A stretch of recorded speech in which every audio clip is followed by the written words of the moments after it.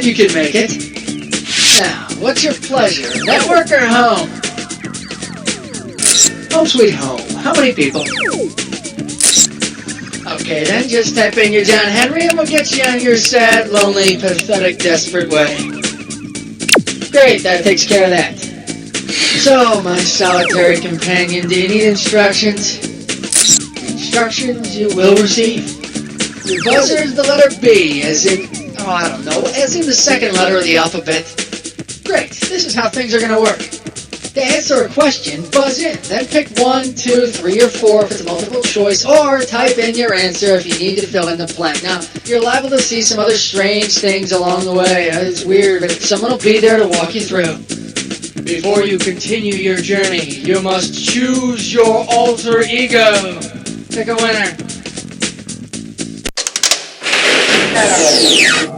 Choose your alter ego.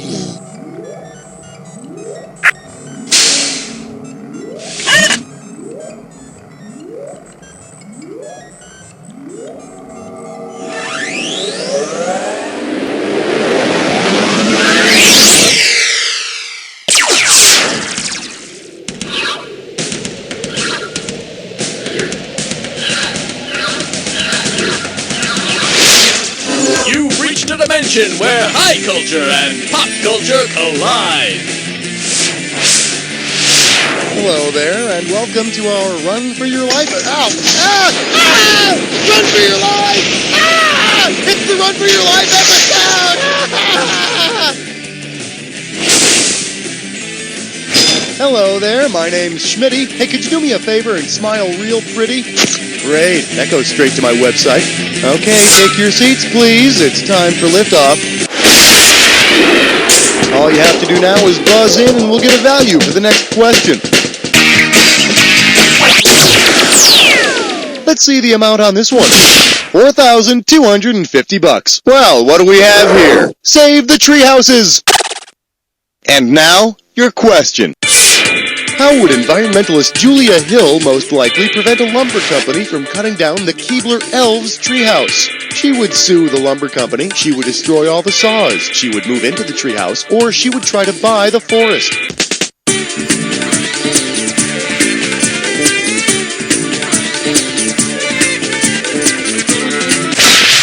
It's alright, walk it off, walk it off. The correct answer is... environmental activist Julia Butterfly Hill lived in a tree named Luna from 1997 to 1999 to protest the lumber company's deforestation.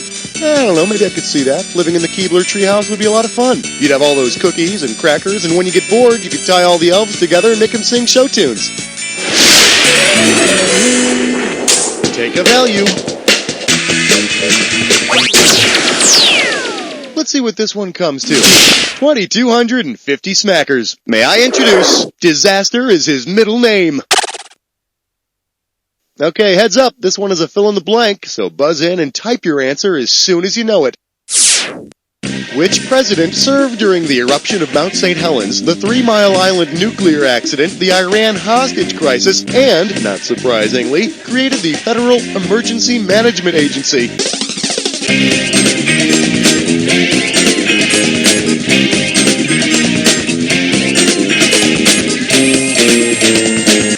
Go on, do it!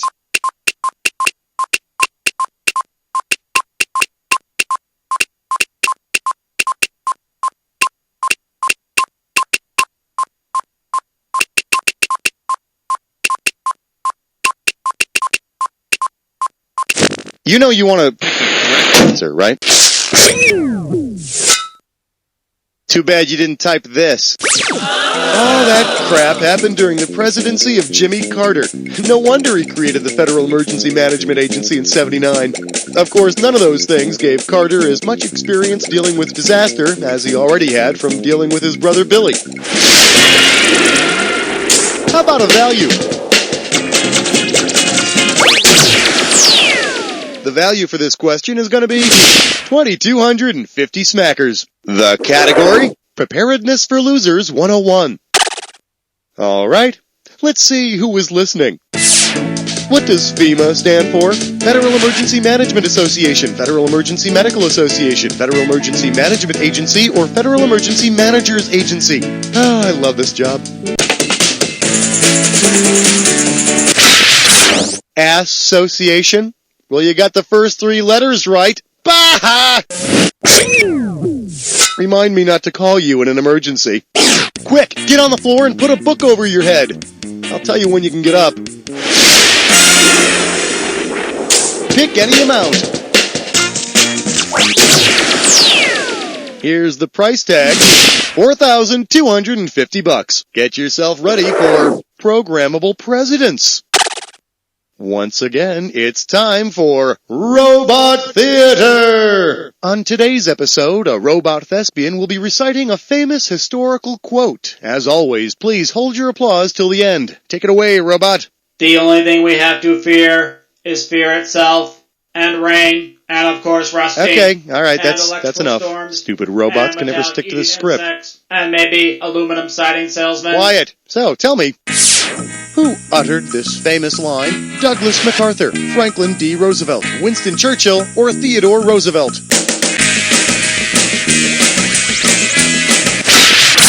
Well, the first step is admitting you have a problem. I could have given you some cash if you picked this one. Why, these famous words were uttered by none other than FDR. In fact, those words were so popular that FDR started applying them to everything. Like his less popular quote, "The only pie we have to fear is blueberry." Buzz in for your amount. I bet you're going to become very intimate with that value. I'm handing you a dis or dat. And this dis or dat question's category is a lemon and garlic storm front is coming. Now I'm going to read off 7 things, and you have to tell me whether each one is a weather storm or a Middle Eastern dish. As you see each one, if it's a kind of storm, press 1. If it's a delicious Middle Eastern dish, press 2. And press 4 to skip. You win some cash for each one you get correct, and you're giving me some cash for each one you get wrong or you don't get to. Alright, give me 30 seconds on the clock, and we're off. Falafel. Raufel. Kebab. Kaboob. Monsoon. Hummus. One more. Tabbouleh. That's all of them. Only one wrong. Pretty damn good, cowboy. Let's put that into your total. Well, that wasn't nothing. Time to choose a value. Let's see what the value of this question is. $3,000. I believe this one is called A Time to Chill. Okay, let's go. Bad boy. What did Matthew McConaughey do when they came for him? Ran outside wearing only pink high heels, slapped a cop, tried to make a getaway in his Ford Bronco, or continued his naked bongo playing. Yeesh. Here's the one you didn't pick. McConaughey's bongos were banging. And he was playing the drums, too. You know, at least the guys who get arrested on the show Cops have the decency to put on soiled undershirts. Pick a value.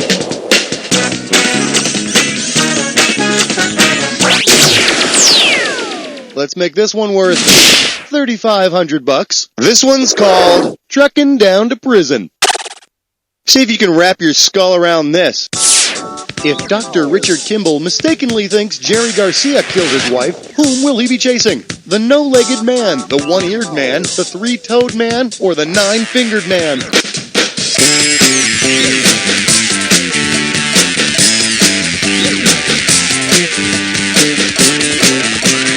Go on, do it!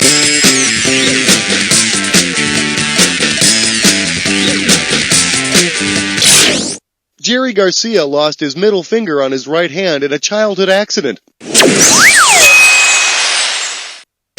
I've got to find this 9-fingered man. Oh, chill out, man. I got a couple extra tickets to the show next week. I'll sell you one. But do that thing with your mouth again first. What are you talking about? I didn't do anything with my... Oh, yeah, that's it. Cool. Choose an amount. Here's your total value for this one. $1,000. Coming at you, incontinent cattle. Why say, look everybody, it's Pecos Bucky, and he's back from vacation. That's right. I went running with one of them there bulls over there in Spain. Tried to lasso me one. Big feller. Woo! Wow, Bucky, that must have been great. That running bull I lassoed? Turned out he had the runs. Oh. Stinkier than a dead skunk wearing a dirty diaper in the slaughterhouse. Woo! Anyway, since one of them running bulls had the runs, what city was full of BS? Is it Verona, Corona, Pamplona, or Sonoma? Woohoo!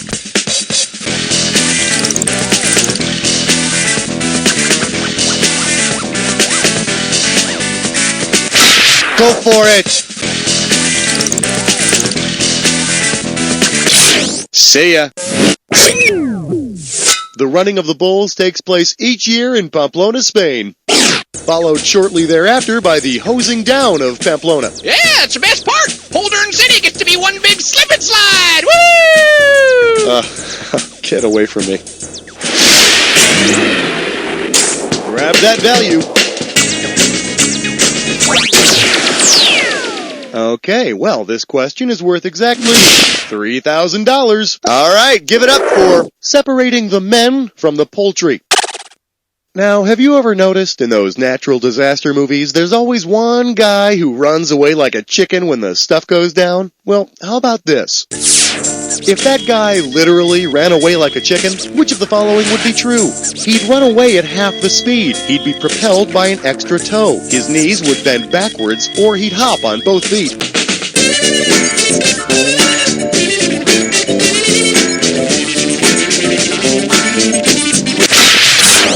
The knee joint on a chicken bends in the opposite direction of the human knee. And remember, kids, the chicken's shin bone is connected to the chicken's knee bone. The chicken's knee bone is connected to the deep fryer. The deep fryer is connected to the outlet, which makes the chicken taste so yummy. Time to pick a value. The price tag on this one is going to be $6,750. What in the... I can't read this. It's time for...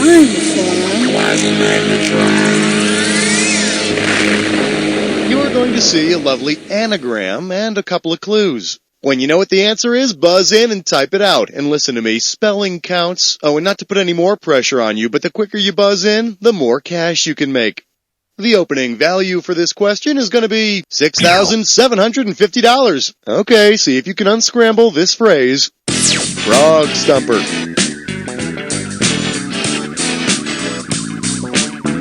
I'm pretty sure it's a character from a movie. He wasn't real bright, but he sure could run like the Dickens. His mama always told him, life is like a box of chocolates.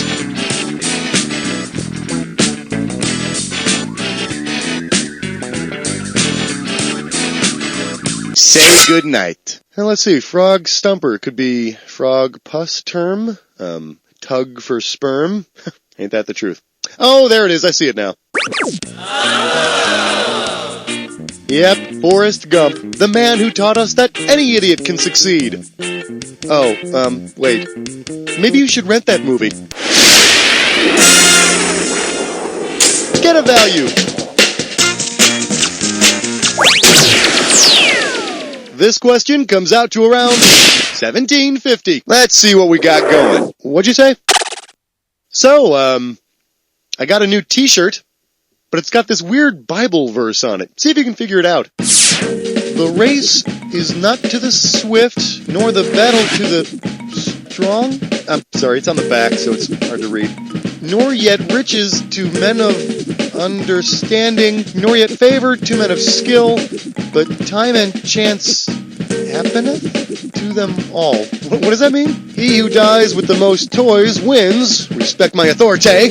life's a crapshoot, or why must I be surrounded by frickin' idiots?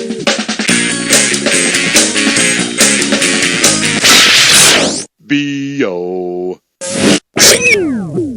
Speaking of Swift, I see you can't count on anything. Could all go to hell in a handbasket in a minute. Gee, you know, it sort of reminds me of Jesus' last words to his apostles. Love thy Lord, life's a beach, and have a nice day. Go ahead and pick an amount. And here's what you got. 1,500. Now what did I do with my fly swatter?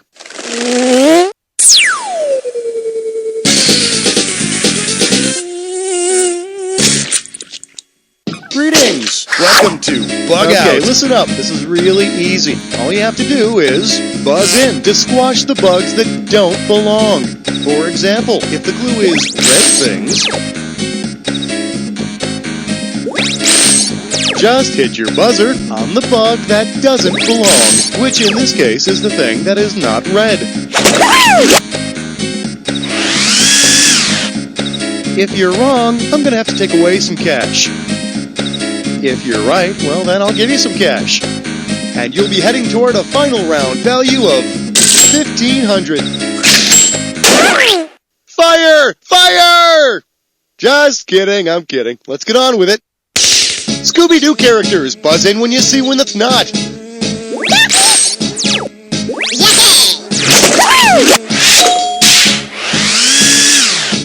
Atlantic hurricanes in 1999, when you see one that wasn't, buzz in.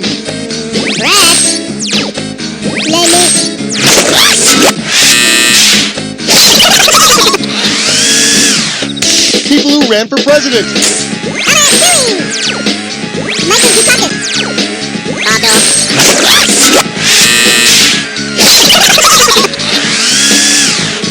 Brands of sneakers.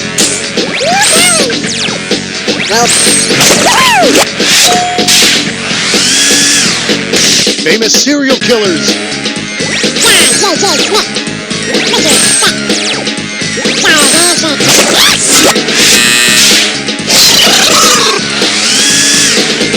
Olympic track events.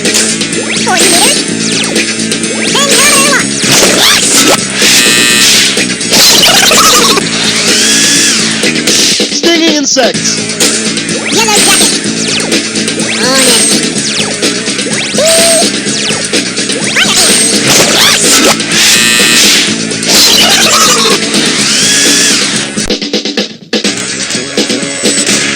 Hey, that really sucked, huh? I'd say the best thing to do right now is get the hell out of here. Choose a value.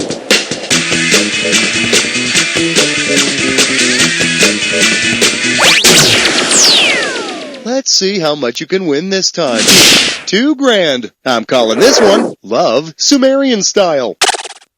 Okay, I've been looking at a really old newspaper here. Why don't you listen to this and see if you can tell me what character from mythology placed this personal ad. Single Sumerian male in search of single Mesopotamian princess and cuneiform tablet on which to write my 4,000-year-old epic. Noah was in a kiddie pool compared to the flood in my story. Love will be ours. The great god wills it. Interesting. Now, who placed the ad? Gilgamesh, Gargamel, Grendel, or Mahabharata? Gilgamesh is the hero of a Sumerian legend discovered on stone tablets dating back to 2000 BC, which tells the earliest known version of the Great Flood story. Which is not yet quite as old as the original Honey, I Have to Work Late story. Buzz in for the value. The total amount for this question is $47.50. Your category is going to be single white female seeking sport utility vehicle to ride. Open wide. If you were fleeing police, for example, on a Los Angeles freeway in a, let's say a 1994 Ford Bronco, white, what kind of mileage could you expect? 10 miles per gallon, 17 miles per gallon, 24 miles per gallon, or 33 miles per gallon?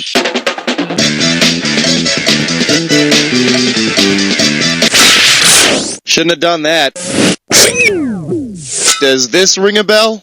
If you were ever involved in a high-speed chase in a 1994 Ford Bronco, you'd probably get about 17 miles per gallon. Let's see, figure a 25-gallon gas tank. Hey, you wouldn't have to stop for gas until almost Burbank. Go ahead and choose a value. Well, you've made it this far. That's a good sign.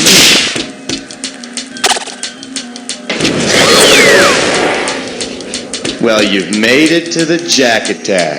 Pay attention to the items I show you. When you see a correct match, buzz in and I'll give you some money. If you're wrong, I'll take away some money. Every time you're wrong. And try not to forget. Remember the clue. It's gotta be a match that fits this clue. The aliens have landed. Anal probes for everyone.